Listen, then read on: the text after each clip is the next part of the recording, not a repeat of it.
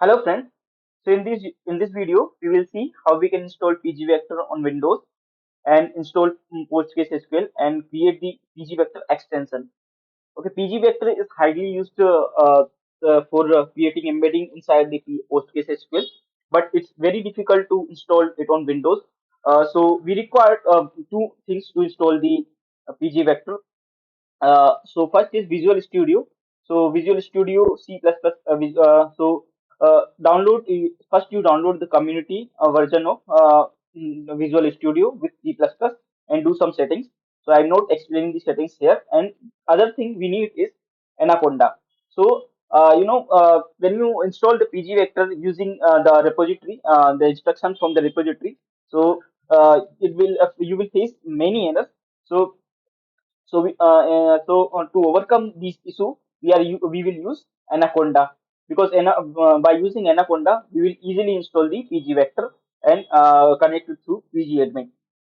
Okay, so let's start. So first, you need to install the Anaconda. If you haven't installed, please watch the other tutorials and see how install Anaconda and Anaconda CLI. So we have Anaconda command prompt here. So first you need to create the environment. So using the conda create hyphen n and environment name. So this way the Anaconda will create an environment. So we will install the PG vector in that environment. So I have already created the environment.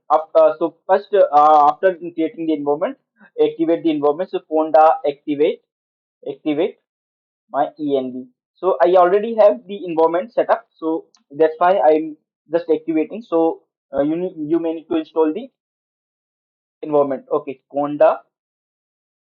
What is the issue?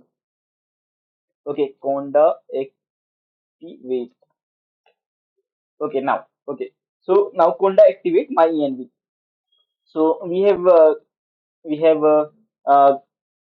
activated our environment. So I have few set of commands that I created. So these are the basically commands you need to you need to set up for installing the PG vector. So I will share this document to you, so you can easily copy paste the command. Okay, so first we need to install the PG vector using conda-forge channel. So here the conda-forge channel. So install the PG vector using conda-forge. Okay, so I already have installed, so I am skipping this step. So then you need to install the PostgreSQL. So always first install the PG vector and then install the PostgreSQL. So this is the PostgreSQL. So after it will not give any error. Yeah, so if you face any error, just comment below. Okay. Then after installing the PostgreSQL and PG vector, you can install the pgadmin to connect the both the database. So I already installed the pgadmin, so I will connect the database through pgadmin. So now we need to create the DB. Okay, so this is the command to initiate the DB. So after you install the PostgreSQL and pgadmin, just run this command initdb hyphen d local DB.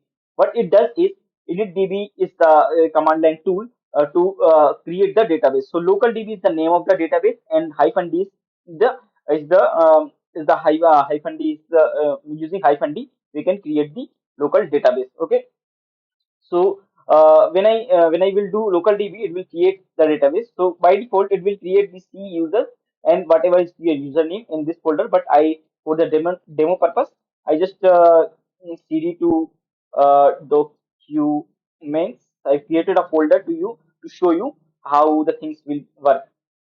So I change the directory. So now init db init db hyphen d local db. So you see I have the documents folder here. Currently there is nothing. Okay, so when I do init db hyphen d local db, so you will see a directory will be created here.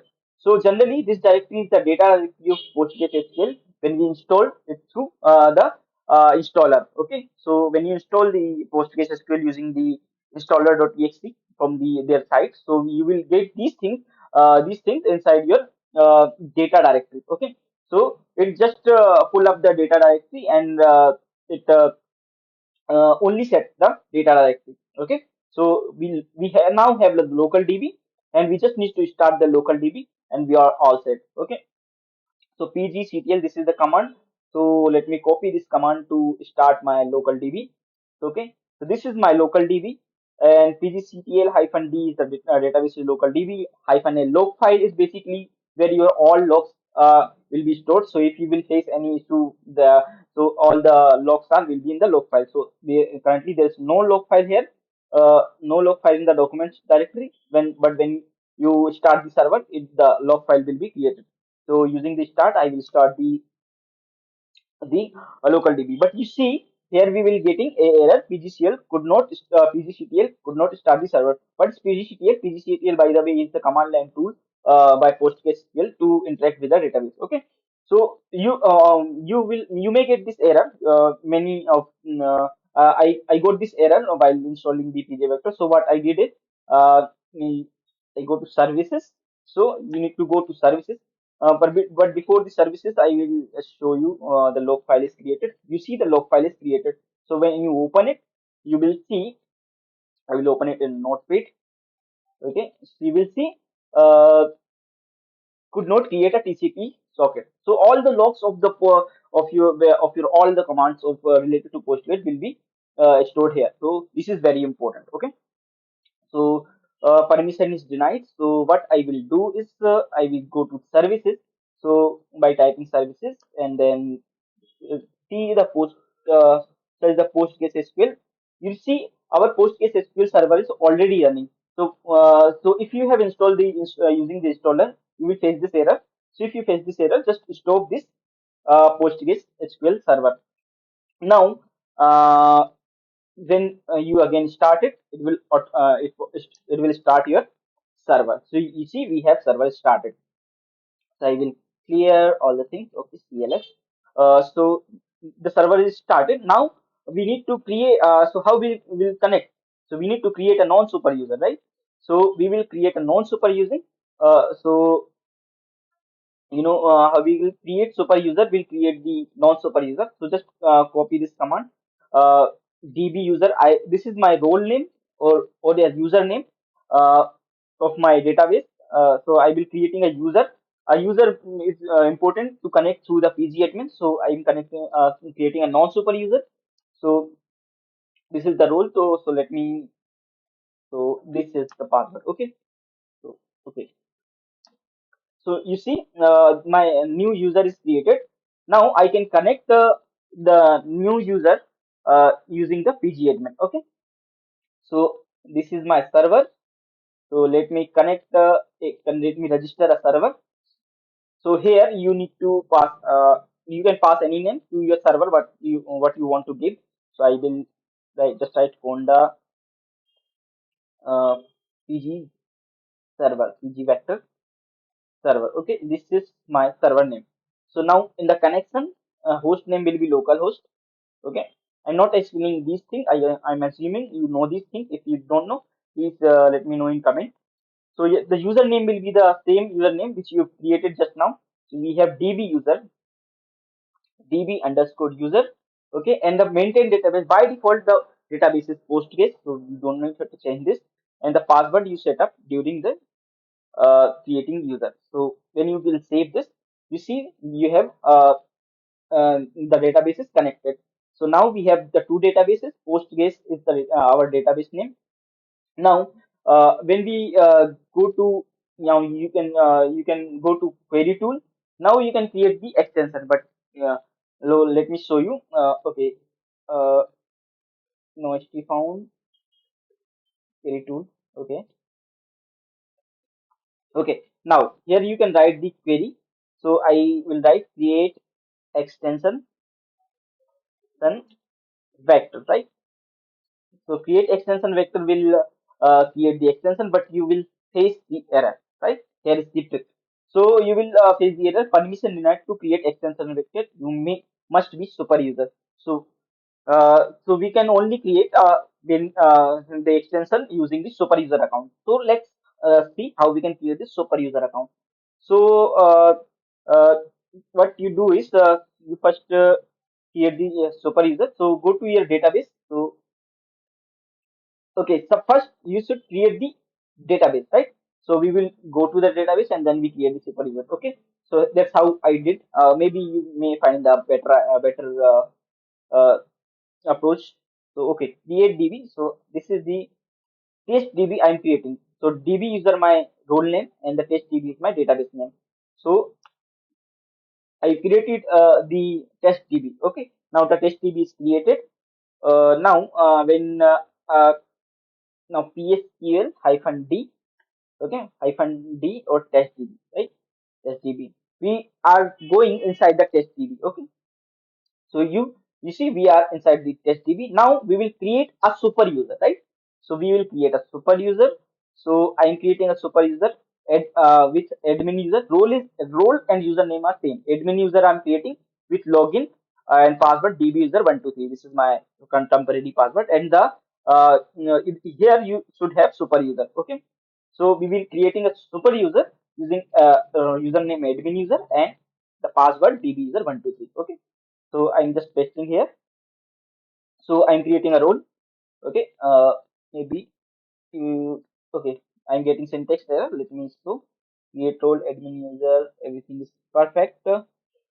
Okay, let me show what is the okay, so I figure out the error because we haven't passed the single quote in the password. So let me paste the right command. So it will create a super user, right? So you see we have created a role. Now we have a super user with password dbuser123 and the username is admin user. Now we can connect the database through this admin user and we can uh, create the vector extension there, right? So I will just uh, remove this server. Okay, I'm removing the server and creating a new server. So this was for to demonstrate you. So okay, now servers the same name conda pgvector server, right? You can put any name here. The local host is localhost and the username is the admin user because we want to log in as a super user, right? In the maintain database is same postgres and the password is pb user 123. Okay, so these are my password. You see now we have a logged in through the super user.